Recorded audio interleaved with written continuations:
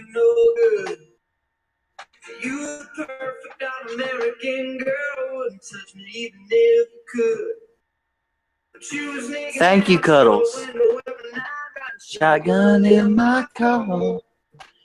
Go to the river and find us a spot, and we probably went a little too far, just a little too far.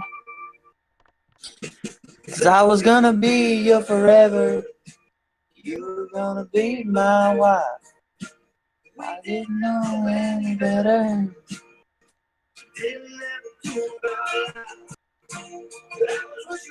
F you, Jack. Alright, well, I'm using that as the intro of the video. Fuck. Because What? it's just fucking perfect. What? No, good singing, good singing. 9 out of 11. 9 out of 11. Hello everybody, I am the LightningTurk and welcome back to another Supremacy 1914 role-playing round. Today's role-playing round is the 1100s and onwards roleplay. I know that's a weird name. I haven't been recording videos in quite a while. It's been like 6 months, maybe more than 6 months.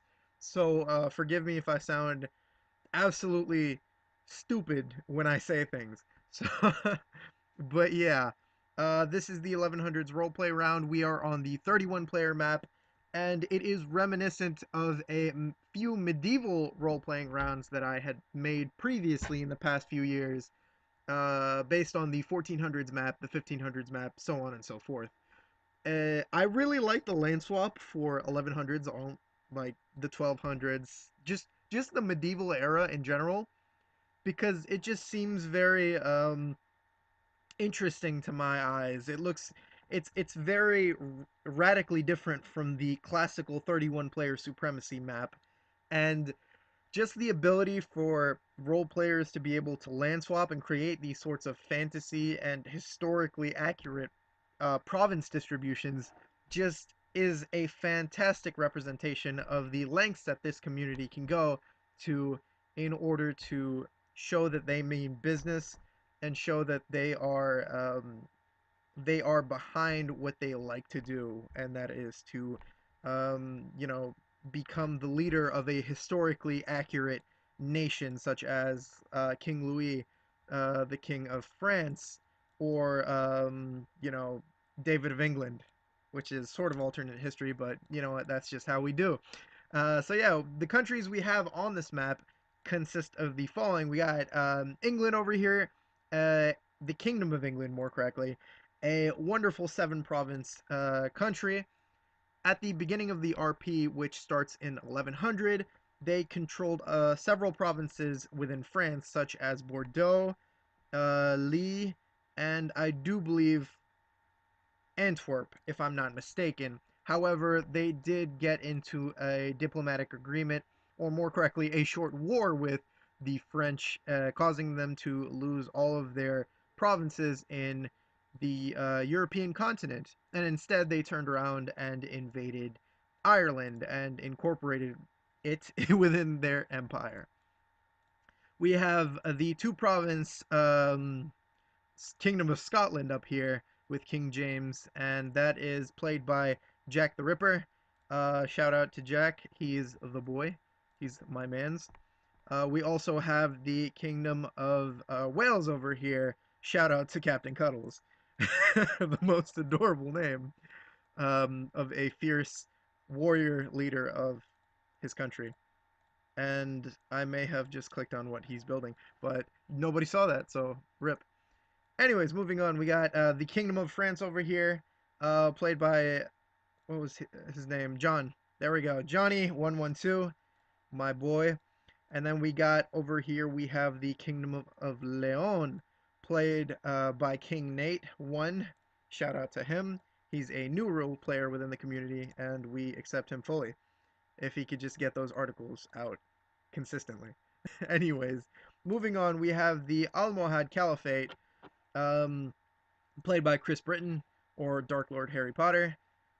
He is currently undergoing an event in which he moves his capital from Fez to Marrakesh. This is the Almoravid, no, more correctly, the Almohad rebellion within the Almoravid dynasty. So look that up if you're interested in that sort of history. But essentially, what's going on within the map is this: we have the Byzantine Empire over here, played by Sovereign. Shout out to my boy Sov. He has recently lost Rome. I mean, he started out without Rome, and 1100, if for those who know the time period, is after the Great Schism, which was the split between the Catholics and the Orthodoxy. I'm Muslim. I don't really know much about this. I do know a certain amount, enough to be able to describe in a basic sense. So, due to that differentiation, the Orthodox nations are essentially enemies of the Catholics, and so on and so forth. However, at the same time, they are fighting a fractured Islamic caliphate, basically. So all of these countries down here within northern Africa are a series of caliphates. We have the Almohad Caliphate, we have the Zirid Caliphate, we have the no, this one's the Zirid. This one's the Hamidid Sultanate. This is the Fatimid Caliphate. And the the Fatimid Caliphate here is currently being invaded by the Seljuks as well as the Abbasid caliphate. So essentially, like I said, there's just a bunch of caliphates here, all vying for control of the Islamic world, which is basically North Africa, over here within Arabia and the Caucasus, as well as southern Iberia. Yeah. Aside from that, we have the Mongol Empire here, played by Sergeant Akian. Shout out to my boy Sarge. He is currently in the process of um, taking back territory from the expanding Islamic Cossack horde. Yeah, they are the Cossacks, but they were recently invaded by the Seljuks, converting them to Islam. So yeah, there's a big ass conflict over there.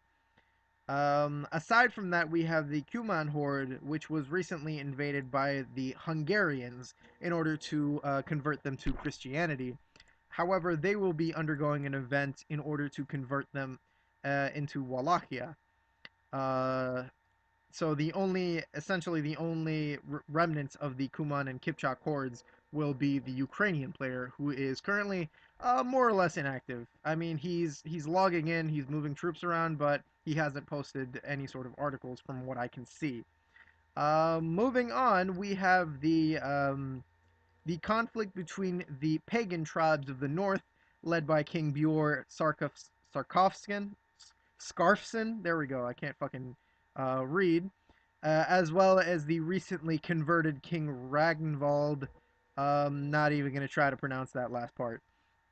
So yeah, those two are the now pagan tribes against the Teutonic horde, which has been converted into the Kingdom of Riga, supported by Poland and the Duchy of Kiev. So we have a Christian pagan war in the north. We have a Mongol invasion to the east. We have Islamic invasion to the south, and then we have just inner conflict within Europe. It's a shit show, guys. It's a very exciting shit show. There are a lot of articles, especially in the earlier days. Not so much right now for whatever reason. However, it's going to be more and more exciting. Stay tuned for the next installment of the ever continuing wars between countries, and I hope to see you guys in another video. Peace.